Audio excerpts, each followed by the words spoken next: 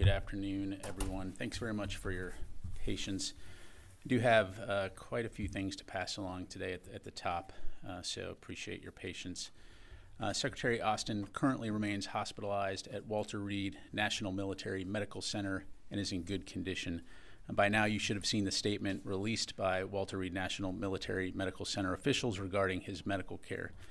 And for the sake of ensuring that everyone here today and everyone watching has the same information, I will read that full statement. This is a statement from Dr. John Maddox, Trauma Medical Director, and Dr. Gregory Chestnut, Center for Prostate Disease Research of the Murtha Center Director at Walter Reed National Military Medical Center in Bethesda, Maryland. Beginning the statement. As part of Secretary Austin's routinely recommended health screening, he has undergone regular prostate-specific antigen PSA surveillance. Changes in his laboratory evaluation in early December 2023 identified prostate cancer, which required treatment.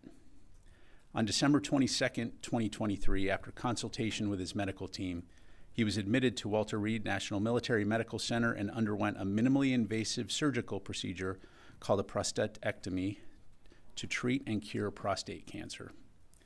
He was under general anesthesia during this procedure. Secretary Austin recovered uneventfully from his surgery and returned home the next morning. His prostate cancer was detected early and his prognosis is excellent. On January 1st, 2024, Secretary Austin was admitted to Walter Reed National Military Medical Center with complications from the December 22nd procedure, including nausea with severe abdominal, hip, and leg pain. Initial evaluation revealed a urinary tract infection. On January 2, the decision was made to transfer him to the ICU for close monitoring and a higher level of care. Further evaluation revealed abdominal fluid collections impairing the function of his small intestines. This resulted in the backup of his intestinal contents, which was treated by placing a tube through his nose to drain his stomach. The abdominal fluid collections were drained by non-surgical drain placement. He's progressed steadily throughout his stay. His infection is cleared. He continues to make progress, and we anticipate a full recovery, although this can be a slow process. During the stay, Secretary Austin never lost consciousness and never underwent general anesthesia. Prostate cancer is the most common cause of cancer among American men, and it impacts 1 in every 8 men and 1 in every 6 African American men during their lifetime. Despite the frequency of prostate cancer, discussions about screening, treatment, and support are often deeply personal and private ones. Early screening is important for detection and treatment of prostate cancer, and people should talk to their doctors to see what screening is appropriate for them. End statement. Secretary Austin continues to recover well and remains in good spirits. He's in contact with his senior staff and has full access to required secure communications capabilities and continues to monitor DoD's day-to-day operations worldwide. At this time, I do not have any information to provide in terms of when he might be released from the hospital, but we'll be sure to keep you updated. And until then, we will continue to release daily status updates on his condition. We in the Department of Defense, of course, wish him a speedy recovery. The department recognizes the understandable concerns expressed by the public, Congress, and the news media in terms of notification timelines and DoD transparency. And I want to underscore again that Secretary Austin has taken responsibility for the issues with transparency, and the department is taking immediate steps to improve our notification procedures. Yesterday, the Secretary's Chief of Staff directed the DoD's Director of Administration and Management to conduct a 30-day review of the department's notification process for assumption of functions and duties of the Secretary of Defense.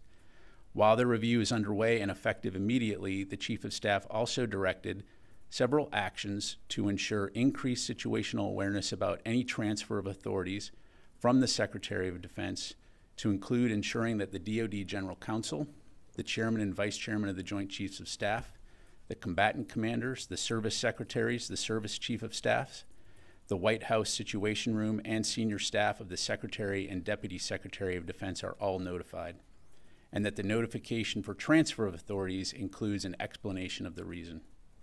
We'll keep you updated regarding the results of the review and any additional significant changes to process and procedures as appropriate.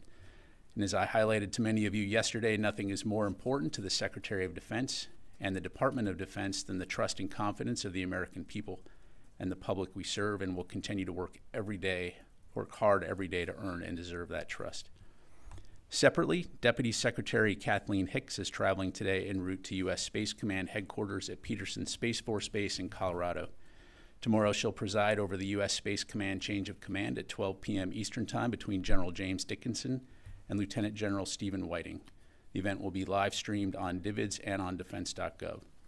Also, Dr. Michael Chase, Deputy Assistant Secretary of Defense for China, Taiwan, and Mongolia, began talks yesterday with People's Republic of China Major General Song Yanqiu, Deputy Director of the Central Military Commission Office for International Military Cooperation, at the Pentagon for the 17th U.S. PRC Defense Policy Coordination Talks.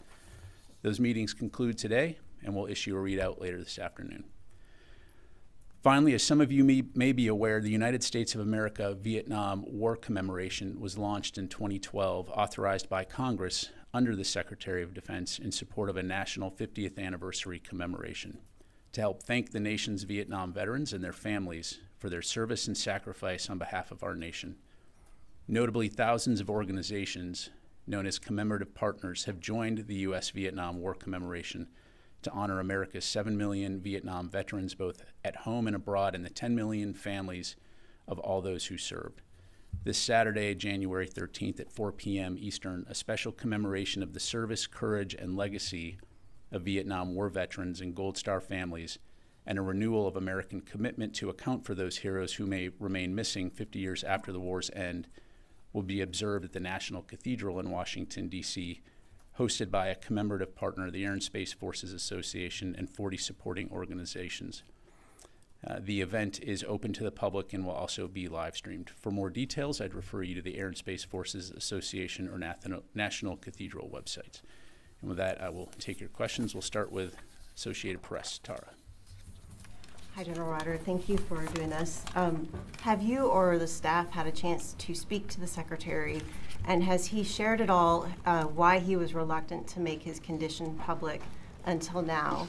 And then, given the seriousness of his treatment, do you suspect that he might have to take a step back from some of the more rigorous parts of his job, such as a lot of the overseas travel he's been doing, and maybe delegate that to Secretary Hicks? The staff has been in contact with the Secretary.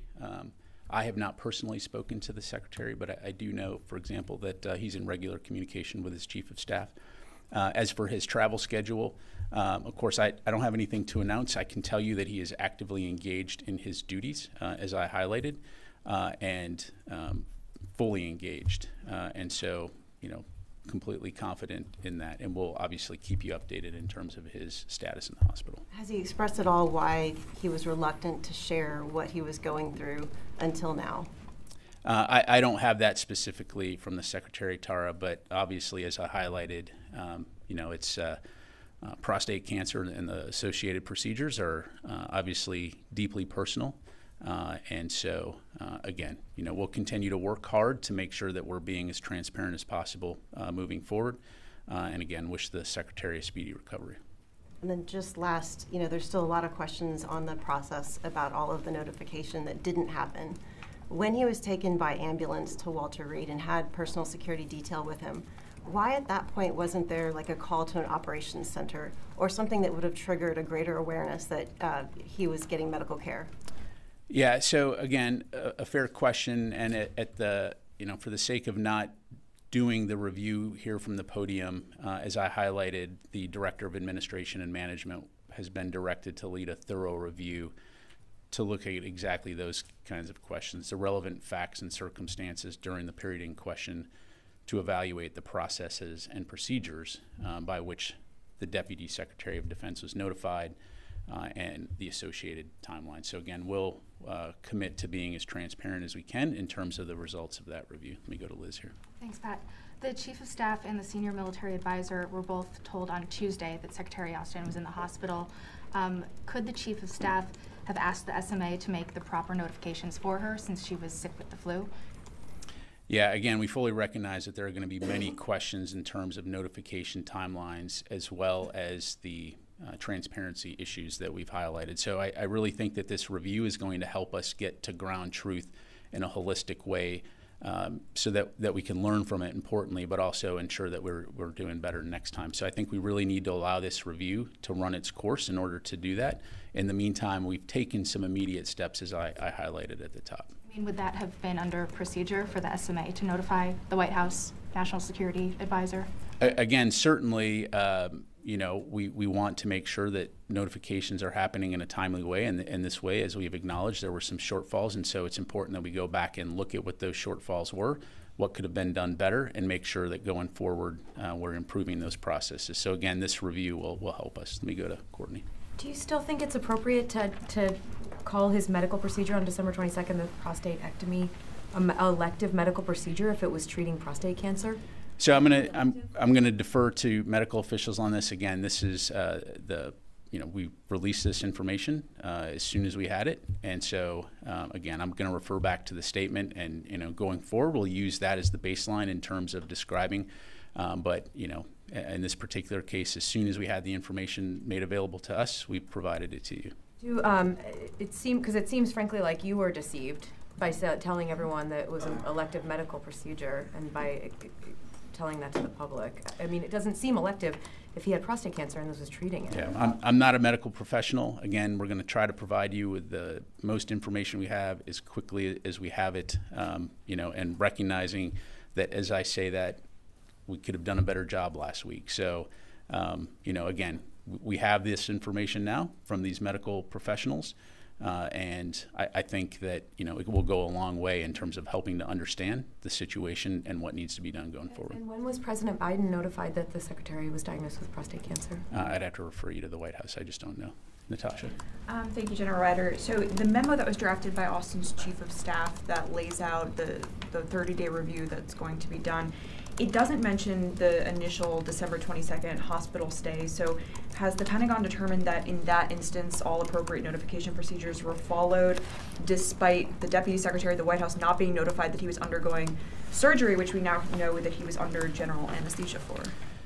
Yeah, I think that the information that we gather and the lessons that we learn from the period from last week will be applicable across the board, right? So would similarly apply to the situation on December 22nd.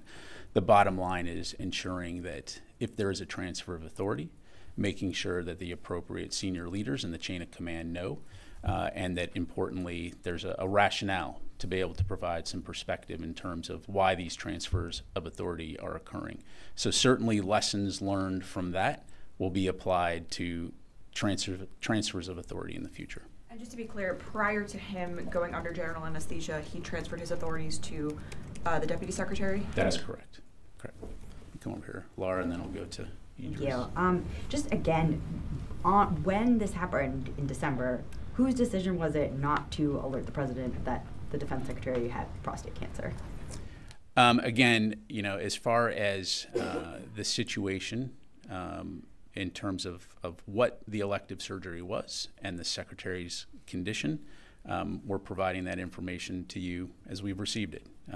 We received that this afternoon, and we're providing it to you now. So I'll just leave it there. I mean, clearly you didn't know. Did the chief of staff know? I'm not going to go into the specifics on who specifically knew what, when, and where. Again, our review will help us better understand that, other than to say, as soon as we had this information to make available, we provided it. We got it this afternoon and provided it literally minutes before I stepped in here. And just one last one. Did he lose consciousness at all during the December 22nd surgery? To my knowledge, no. Idris. Just a couple of questions. Has the secretary been on any medication that might alter his judgment in either of those hospital visits? So, Idris, I have no indications, anything that would affect his decision-making abilities. He's obviously, as I highlighted in the statement, at no time has he been unconscious or under general anesthesia, and of course is in the presence of medical professionals for the duration. When he resumed full duties on Friday evening, that was in consultation with medical professionals. And as we've highlighted in the press releases that we've put out, he continues to stay very actively engaged with his senior staff and is making important decisions about national security and defense. Has he asked his chief of staff to resign, or has she offered to resign? No. And then lastly, sorry, very quickly, the White House Chief of Staff put out a statement to different cabinet secretaries about procedures. Does the secretary believe that he has become a distraction for the administration in which he serves during an election year? Yeah, the secretary continues to remain focused on recovering, but more importantly, on carrying out his duties as Secretary of Defense and defending the nation. Let me go to Tom, and then we'll go to Carla. Thank you. Different topics, two questions. First of all, Secretary Blinken today said the death toll in Gaza was far too high, and Senator Angus King said Israel's bombing campaign has reached the point of diminishing returns. Does the Pentagon agree with these assessments? That's my first question, and I have a second one too. Sure. Well, as we've said for a long time, any civilian death is a tragedy. And of course, the Secretary and others, as we've engaged with our Israeli partners, have continued to encourage them to do everything possible to mitigate civilian harm, and we'll continue to do that. Again, no one wants to see innocent civilians killed in this conflict, whether they be Palestinian or Israeli, and so we'll continue to work toward that end. Thank you. Second question. Mike McCall at the weekend issued a statement condemning what he said was US weakness in dealing with the Houthi threat in the Red Sea. Do you have any updates on Operation Prosperity Guardian you can share? And do you have any reaction to the claim that the US is being too weak? The U.S. is not being too weak. We are working very actively with international partners to address the Houthi threat. Operation Prosperity Guardian is bringing together more than 20 nations to help safeguard international commerce and mariners that are transiting the Red Sea. And we will continue to work very closely with those partners to help deter by presence, but also helping to safeguard those ships that are transiting. Additionally, as you saw last week, a statement was put out by multiple nations highlighting that there will be consequences for any type of continued Houthi attacks. And so that warning still applies. I'm not going to speculate or get into hypotheticals about what we may or may not do as it pertains to or as it relates to addressing those issues, other than to say it should be taken very seriously. Carla? Thank you. First of all, the Secretary is expected to host an honor cordon on Thursday here at the Pentagon. Has that changed? Has that been canceled? Is the Pentagon preparing for somebody else to host this in his stead? Carla, so I don't have the specific details on the honor cordon in front of me, other than to say again, we will continue to assess the Secretary's schedule in terms of here at the Pentagon, and certainly as we have updates or if things need to be delegated, we'll certainly do that as appropriate. The business of the department, the day-to-day business, obviously continues, and the Secretary, of course, is conducting his duties from the hospital. And so we'll be sure to keep you and others updated in terms of who may be carrying out those specific duties or functions, or if we have to reschedule things. But right now, I just don't have any specifics. And just so I understand the timeline, President Biden did not find out that Austin was in the hospital until Thursday, correct? Correct. And we don't know at this time when President Biden was notified, or if he was notified before Thursday, that the Secretary had prostate cancer, correct? That's still unanswered? I'd have to refer you to the White House. I don't want to get into who is telling the President what and when. Okay. And so why did it take so long to get to President Biden, and why did the statement take so long when the Chief of Staff returned on Thursday, assuming she returned on Thursday morning? The statement did not come out until Friday after 5, so that's 2 full business days. What was the delay in this statement? We usually get statements about strikes or meetings much earlier. Yeah, thanks. I'll provide you a broad overview. I covered a lot of this during the gaggle yesterday, but I recognize that not everybody was there. And so, when the notifications occurred, to the staff on Tuesday, because the Secretary's Chief of Staff was ill with the flu, it impacted a delay in reporting it to the Deputy Secretary's staff and to the National Security Advisor. Again, we recognize that there were some shortfalls in this, in terms of the obvious question about delegation. And so again, that's what this review is going to help us look at, is where we can improve processes to ensure these kinds of things don't happen again going into the future. The bottom line is... I understand that. Yep. Post-Thursday, post her return on Thursday, it still took from all day Thursday and all day Friday to get a statement out. That's where I'm wondering where the delay was there as well. Yeah, again, this goes back to what we'll look at, but we recognize that we have to do a better job in terms of the timeliness and the transparency when it comes to especially the Secretary's health. And again, we're committed to making sure that we don't do this again and that we do a better job next time. Let me get some other questions. Joseph. Thanks. Could you provide any updates on the 3 service members that were injured in the Christmas Day attack? Joseph, I'd have to refer you to the Army. I don't have those. Could you give us the latest numbers of attacks in Iraq and Syria? Sure. So that there's, since January 4, let's see here, there has been 9 attacks since January 4. There's been 127 attacks total, 52 in Iraq, 75 in Syria. And then just finally, DOD and you previously said that the Pentagon was looking into reports of Israeli use of white phosphorus in Lebanon. I believe it's November, October. I was wondering if there's any updates on that.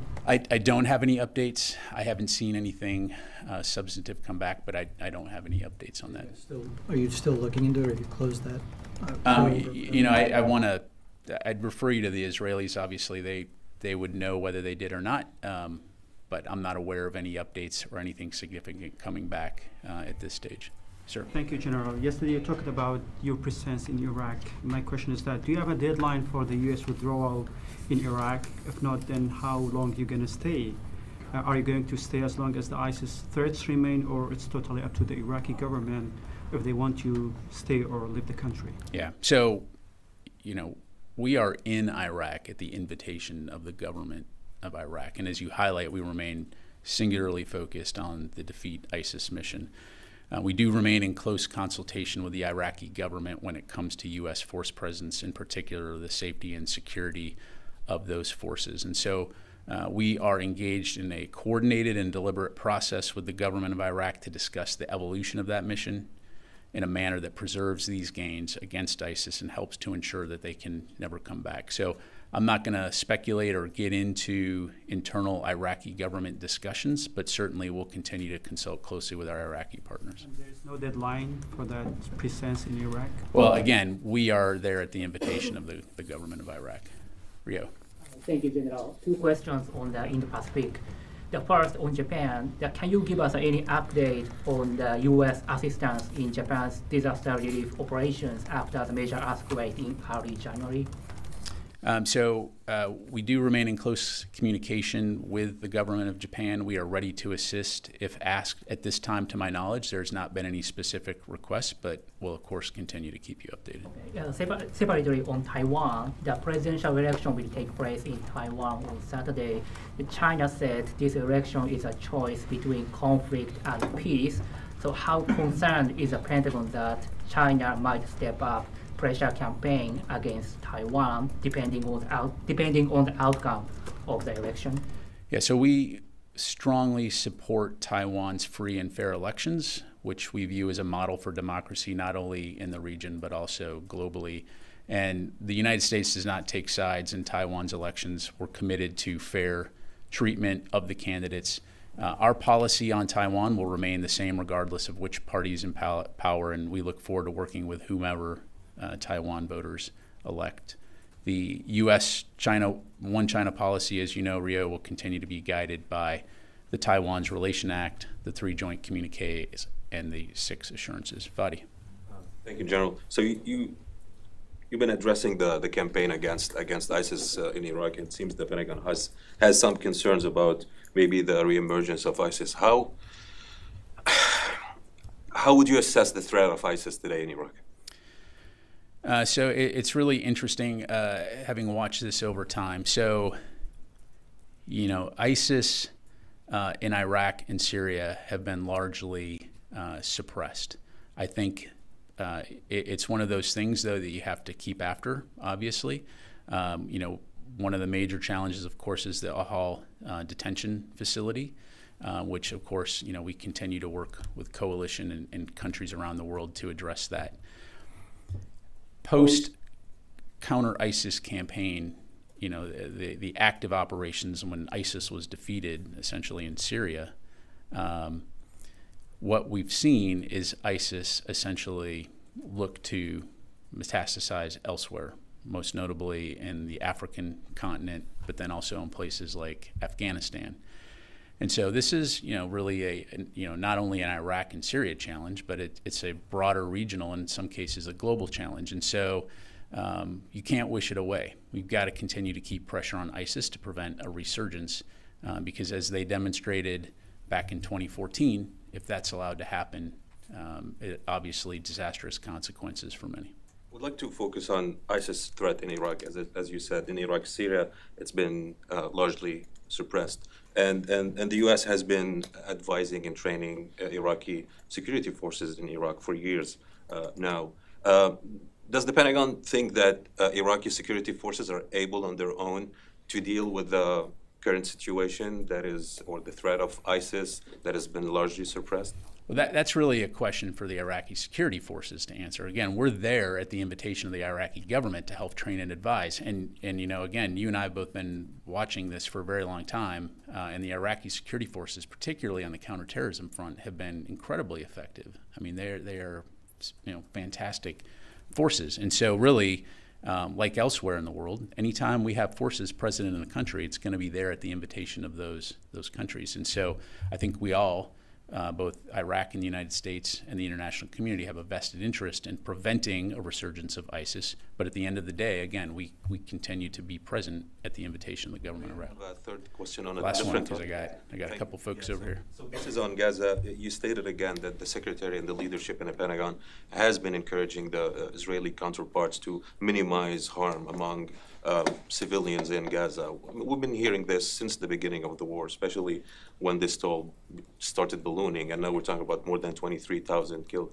If you would try to rate or give a grade to your efforts so far with your Israeli allies, how successful were your efforts and the Secretary's effort in convincing the Israelis to reduce harm among civilians in Gaza? Yeah, thanks, Fadi. So, again, we've talked about the incredible challenge that we have here in terms of the threat that Hamas presents to the people of Israel, an existential threat by an organization that has committed to eliminating Israel as a country, is demonstrated by their attacks on October 7 and their public statements that they want to see such attacks continue again and again.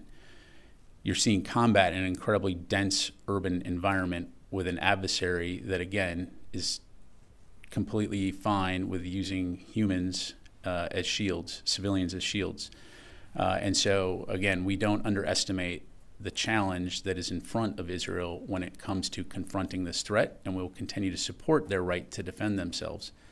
But again, we will continue to actively discuss and expect that they conduct those operations in accordance with international laws of armed conflict and international humanitarian law. And so, at the end of the day, these are sovereign decisions made by a sovereign government, but we will continue to work closely with them to try to, again, underscore the importance of ensuring that they're taking civilian harm into account, recognizing, as the Secretary said earlier in December, that you don't want to have tactical victory but strategic defeat. Let me go back over here. Nancy. Thank you. I had 2 points I needed clarified and then a couple questions. You told Laura that the Secretary did not lose consciousness, if I heard correctly, December 22nd, but the statement says he was under general anesthesia. Can you help me understand?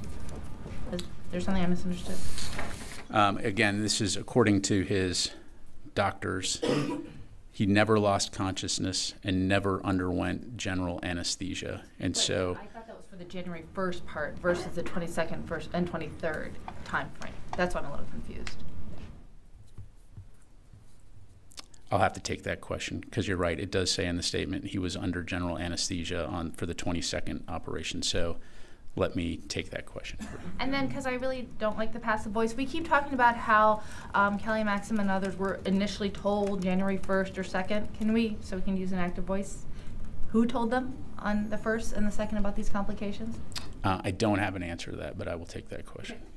Will the Secretary be attending the NATO meetings and the Ukraine contact group next week? And if not, has he told the appropriate group members? Again, recognizing that the Secretary's schedules obviously will continue to change. I'm not aware that he was scheduled to attend any meetings overseas next week regardless. We, of course, tentatively do have a Ukraine contact group, as we do typically monthly, but I don't have anything to announce in terms of dates on that right now. We'll certainly keep you and others informed. Lastly, has the Secretary agreed going forward that should he face future medical procedures or need to leave for whatever reason, that he will inform the public in a more timely manner? I think under all of this, and I want to be very clear, I think, again, we recognize the need to be better when it comes to transparency. And as a senior DoD public affairs official, I will work very hard with our senior staff to make sure that we're doing due diligence and meeting the standard that the public expects and has communicated very loudly throughout this process. So to answer your question, yes. Yes, the Secretary does. As committed to that. I appreciate Well, and again, I'd refer you to the Secretary's statement that we put out, that he is committed to doing better when it comes to transparency. Let me go to Tara and I'll come back to you guys, sir. Can I go back to the statement that was issued on Friday, which initially said elective procedure? Can you tell us who informed the use of the word elective? Was it Austin's doctors telling y'all it's an elective procedure? How was that word chosen to just fall onto, if it's prostate cancer, it's probably not an elective procedure? So to my knowledge, that initial statement was coordinated in consultation with his doctors, and again, recognizing that what I've provided you today has come directly from his doctors. It says here a minimally invasive surgical procedure. So again, recognizing that words matter, I think we were trying to relay the best information that we had at the time, but again, to my knowledge, that initial statement was coordinated in consultation with the medical care professionals. Okay, let me go to Chris, and I'm sorry, and then we'll come to you. Thanks. If there was no delay with the notifications and no public fallout, did the Secretary and did the Department plan to publicly acknowledge the Secretary's prostate cancer at some point, given that he's a cabinet member and a public figure? So in some ways, it's a hypothetical because we are where we are. But to answer your question, Chris, I mean, the short answer is yes. But I think, again, this review will help us understand where we can do better in terms of making sure that part of the notification timeline, not only to include the chain of command, but also the public notification timeline, is taken into account. I don't, and again, we're talking about a hypothetical and I'm speculating here, and as a public affairs official, I can tell you that I don't see a scenario whereby this happens and there's never any public acknowledgement about it. But in terms of the timeline and how we get to where we're at the point of, okay, it's time to let the public know, clearly we could have done better and we will do better. Yeah. Did you mention what stage he was in with the prostate cancer? I'd refer you back to the statement here. It says that identified prostate cancer, which required treatment. He was admitted, underwent minimally invasive surgical procedure. He recovered on a ventilator. So no, I don't have it. But it sounds like his prostate cancer was detected early and his prognosis is excellent. Will that be provided? What stage? Again, we'll continue to consult with his medical professionals. I'll take that question again. I'm now recognizing again lessons learned on privacy and public officials. We'll try to be as forthright as we can with as much information as we can. And you're talking about transparency, and I know the administration has touted being the most transparent as well as this department. So again, I guess just how could something like this happen, and how are you concerned this might affect the public's trust in the secretary and in the department?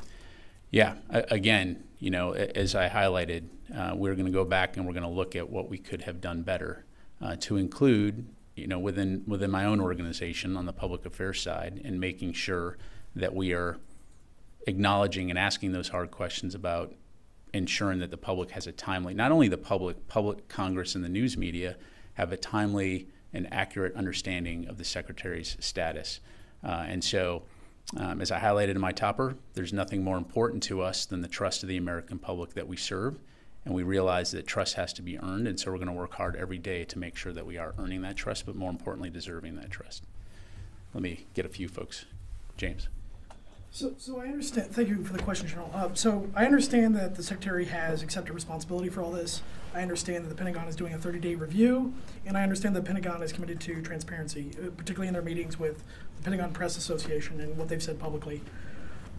If you read through any Army field manual, there will be a passage, particularly field manuals on leadership, that says that leaders cannot lead without being able to communicate clearly. And so I'm wondering if the Secretary views this as a leadership failure versus just shortcomings in transparency or shortcomings in notification, that it's actually looked at as a leadership failure either within the institution or himself personally. Yeah, so a couple of things, James, and thanks for the question. So first of all, the Secretary in his statement on Saturday has accepted responsibility for the transparency issues associated with that. So from a leadership standpoint, he's stepped up and said, yes, I take responsibility for this. And again, importantly, this review will help us better understand, not only from a process and procedure standpoint, but also where we could have done better and how we can do better moving forward in the future. So, part of, as you highlight, part of leadership is understanding where you can do better and where there are shortfalls, and then owning those. And we are going to own those, and we're going to do better, not only because it's the right thing to do, because it's also vitally important as we carry out our mission. So, Natasha. I just have two quick follow-ups. So if the White House wasn't told of the December 22nd surgery when Austin was under general anesthesia, and the authority and the powers were transferred to the Deputy Secretary, then what is the thinking there of what if the White House needs to contact the Defense Department, the Secretary, and needs to issue an order, for example? Then how do they know who to contact? What was kind of the rationale behind not contacting them? Well, again, as I highlighted, part of the changes effective immediately will be providing an understanding of why authorities are being transferred. The transfer of authorities in conducting the day-to-day business of the department in and of themselves are not that uncommon. And so it wouldn't, when the White House, and again, I'm going to kind of, I don't want to say speculate, but I'm just going to kind of give a scenario, as I understand it. If the White House needs to contact the department, they're going to contact the department, and if the Deputy Secretary is in charge at that moment, because authorities have been transferred, she of course will respond. A little bit of a hypothetical in terms of your question, if the President wanted to reach out directly to the Secretary, again, circumstantial. I don't want to get into hypotheticals other than to say part of this process improvement and the steps that we've taken immediately is to ensure a wide understanding that transfer authorities have occurred and why those transfer authorities have occurred, particularly to include hospitalization, so that there can be an understanding of context in terms of when I might want to ask more questions, if that makes sense. Okay, and then in terms of the 30-day review, is there a reason why that's being handled internally rather than by the IG? Well, so the Department of Defense Inspector General, of course, is a independent office, and so I can't speak for them and what they may or may not do. But what we can do within the Office of the Secretary of Defense is we can take immediate action to review where we can do better, how this happened, the relevant facts as I highlighted, and then importantly, implement some immediate change to address some of the things that needed to be addressed. So I'll just leave it at that. So will the results of that review be made public? So we will, as soon as that review is complete, we'll of course work with you all to try to provide as much information about that review as we can. Liz. Thank you. I'm trying to get a better sense of the statement that came out on Friday. so Secretary Hicks learned about Secretary Austin's condition on Thursday and started to push for a statement to come out. At the same time, Secretary Austin's condition improved on Friday. So by the time the statement came out, you could say he would resume his responsibilities from the hospital. The timing of the statement, does that have more to do with Secretary Austin's condition or the push from Secretary Hicks? So Liz, I don't have the answer to that question. That may be something that our review helps us to understand. But I do know that as that statement was coordinated, part of it was trying to make sure that we had as much information as possible in terms of the Secretary's status and condition, which again, we've been working to try to get as much information as possible. So that's about as much as I can provide at this stage. Certainly, again, as we talked about yesterday, Friday afternoon, when there was an understanding that we were going to put a statement out, we tried to get that out as quick as we could. Unfortunately, it came out at Friday at 5 o'clock, which is obviously less than ideal. Yes, ma'am. Go. Thanks so much. I have one follow-up on Taiwan. On Monday, Taiwan's defense ministry reported 3 more balloons over the Taiwan Strait from China. So is the Pentagon monitoring this situation over Taiwan, and how do you assess such Chinese balloons toward Taiwan before the Taiwan's presidential election? Yeah, so we're certainly aware of that reporting. I'd refer you to Taiwan to talk about their own airspace, but as you highlight, that's something that we'll continue to monitor. The Secretary assumed his full responsibilities right now? Correct. All of his responsibilities on Friday evening. Okay, because the Armed Services Committee tweeted out that the deputy is the one making calls to lawmakers right now. Well, so the Secretary and the deputy engage with Congress on a regular basis. So Friday evening, the Secretary resumed his full duties, right? So the authorities were transferred on Tuesday afternoon to the Deputy Secretary and then resumed by the Secretary on Friday evening. And he is, again, from his hospital room, executing his full duties. Have you spoken with the Secretary this year at all? And if not, why not? Have I spoken with? I have not spoken with the Secretary.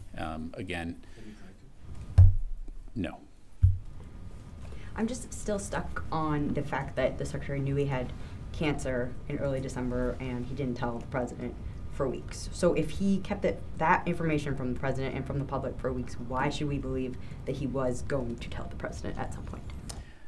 Laura, look, again, I can't speak for the Secretary when it comes to his, personal decision-making as it relates to his medical condition. Again, I'm going to go out on a limb here and highlight the information that I read out to you from the statement from the doctors, obviously intensely personal and very detailed. And so, again, we recognize, and as I've highlighted, we'll learn and do better when it comes to transparency regarding the Secretary and any health care. But again, we'll continue to push to provide as much information as possible. When it comes to the Secretary of Defense and him executing his duties as the Secretary of Defense, you will never find a more dedicated American public servant who cares about this country and cares about the security of this country, works 7 days a week, and he is extremely dedicated, and I'll just leave it at that. So I'm confident, and the President has also, and I don't want to speak for the President, but he's publicly stated his confidence in the Secretary, and I know he'll continue to remain focused on doing his mission. Carla. Did he find out about his cancer in December? Is that a fact, or was it prior to that? I don't know the answer to that. Can we find that out? The statement says December, right? The statement, he says he's undergone regular prostate surveillance, changes in his laboratory evaluation in early December. So it sounds like he found out in early December. Let me try to get a couple folks I haven't gotten to yet. Yeah, if you can just clear something up for me. So if the Secretary's Chief of Staff was out sick and couldn't notify people, why couldn't the second person in line do that? Can you just explain more why it couldn't be done in a more timely fashion? Yeah, again, this is part of what our review will look at, and as I've highlighted, we're not making excuses here. There's definitely things that could have been done better. In this particular case, the Secretary's Chief of Staff, because she was ill, was not able to make those notifications. But again, our review will allow us to have a better understanding, of the what and when and where and why. And more importantly, we're taking immediate actions to make sure that things like this we can improve in the future. Okay. Yes, ma'am. Thank you for doing this. I just want to get a little bit of clarity on, you said that Secretary Austin transferred some operational authorities to Deputy Secretary Hicks. Can you quantify this for me? Was it like she had to take a handful of phone calls while she was on leave, or was it more like she was working full-time essentially during those 5 days between January 1st and January 5th when Austin resumed his full authorities? It transferred certain operational authorities that require secure communications. During that period of time, she executed some routine business on behalf of the secretary, but that was about the extent of it.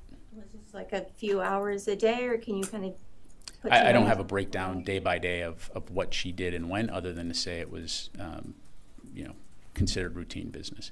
And I have been completely remiss about our folks on the phone here, so let me go to a few folks. Dan Lamoth from Washington Post. Hey, General. Thanks for your time. Secretary Austin's typically include both kind of immediate operational issues, but then also longer lead policy sort of discussions. Is it fair to say that some of the longer lead planning has slowed or had to come to a stop as he balances his recuperation? And then separately, with Deputy Secretary Hicks being left in the dark here, can you characterize the relationship at this point? Yeah, thanks, Dan. When it comes to the longer lead policy items, the Department of Defense is a team sport. And we certainly have very capable senior leaders, not only at the Office of the Secretary of Defense, but throughout the department. So to answer your question, no, it's not my sense that there was any, slowdown in terms of the things that we've already been working on. In terms of the relationship between the Secretary and the Deputy Secretary, they, of course, share a very close working relationship. And so, clearly they work together regularly, and so it's a great team. So I'll just leave it at that. Let me go to Tony Capaccio, Bloomberg.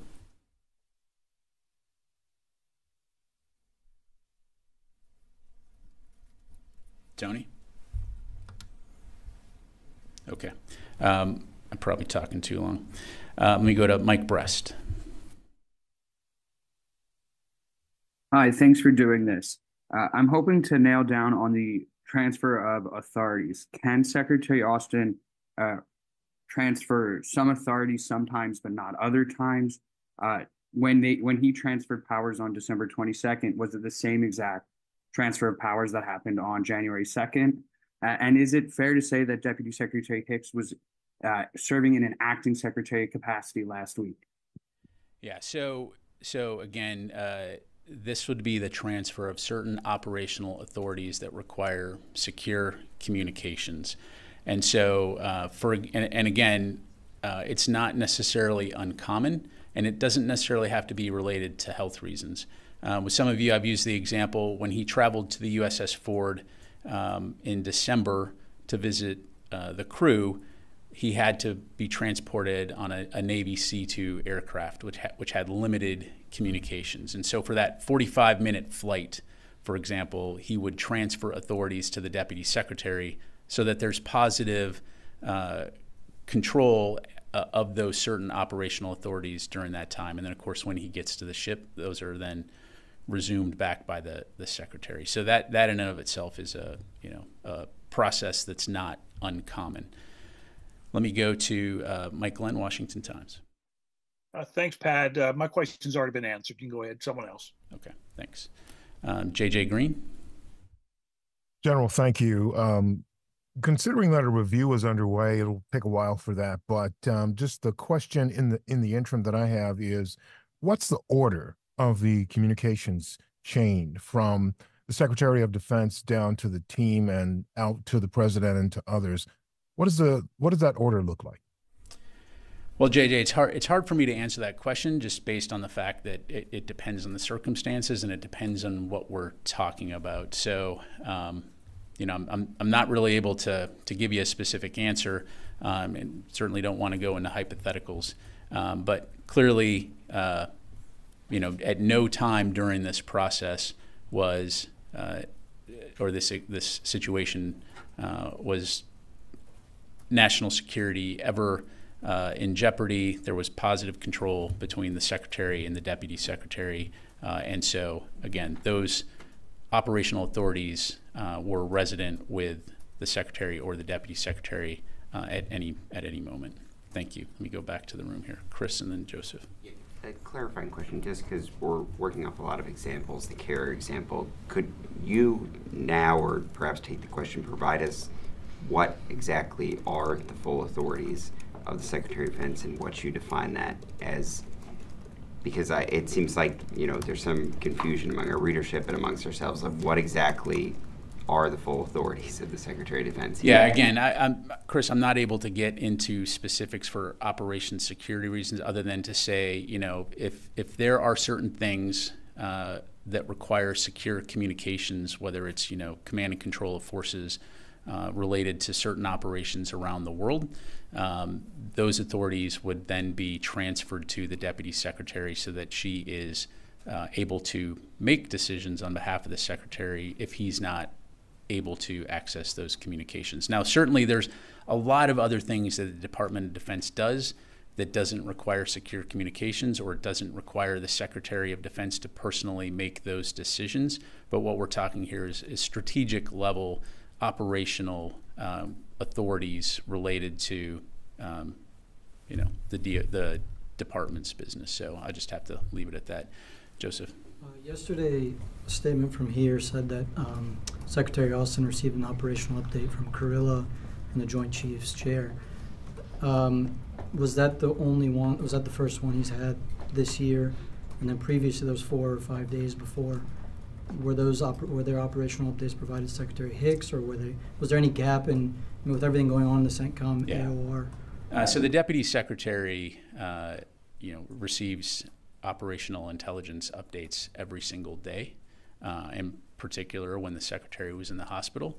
But the Secretary began to, again, receive his presidential daily brief and his operational updates on Saturday after resuming full duties on Friday evening.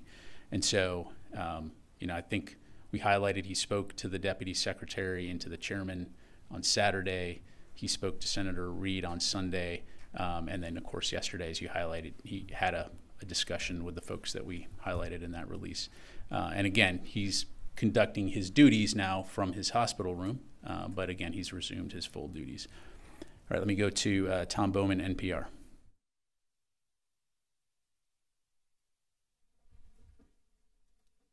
All right, and then Howard Altman.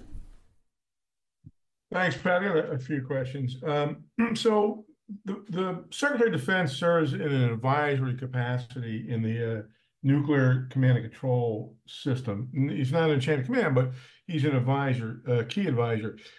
Did he ever relinquish that capacity during this process? If so, to whom? And was the president aware that his advisor in this capacity wasn't available? And then, additionally, on this review process, does that review process, do you anticipate that it might result in any kind of disciplinary actions, you know, given the lack of information provided up and down the chain? Thanks. Yeah, thanks, Howard. So, you know, questions again about the president, I'd refer you to the White House. As I highlighted earlier, when it comes to the necessary authorities to carry out the operational business of the Department of Defense, the secretary or the deputy secretary had positive control at all times. And so to answer your question, no, there was no impact on our ability to make sure that regardless of what we're talking about operationally, there was a senior leader at the helm ensuring that national security requirements were being covered. In terms of the outcomes of the review, again, I don't want to speculate. I highlighted, and you should have the memo or we can get you a copy of the memo that highlights what this review will look at. And so certainly we'll keep you informed on that. We go to Nancy and Tara, and then last question. Pat, there's a White House briefing of some kind happening, and John Kirby in that briefing said that the president learned of the secretary's prostate cancer diagnosis this morning. Can you tell us a little bit more about how that was communicated and why the secretary chose to tell him this morning? We're answering questions right here from the podium, from outside the podium, so that's good. So, it's a real fun question. Yeah. So, Nancy, I don't have the specifics of that other than, again, you know, we have continued to try to ensure that we're getting you as much information about the secretary's status. So I'd refer you to Mr. Kirby to talk about the discussions the White House may have had in terms of how they obtained that information. I guess my curiosity is why he didn't mention it on Saturday. I think that's when they first spoke. Again, I'd have to defer to the White House to talk about how they obtained information. Let me, Tara, and can't start the press conference over again, guys. I know. Related to that question, I didn't ask a question. Did Secretary Austin talk to the president today? To my knowledge, he has not talked to the president today, but I've been up here for almost an hour or so. But to my, if that's the case, obviously, I'm sure the White House will let us know, but I'm not aware of a discussion today. All right.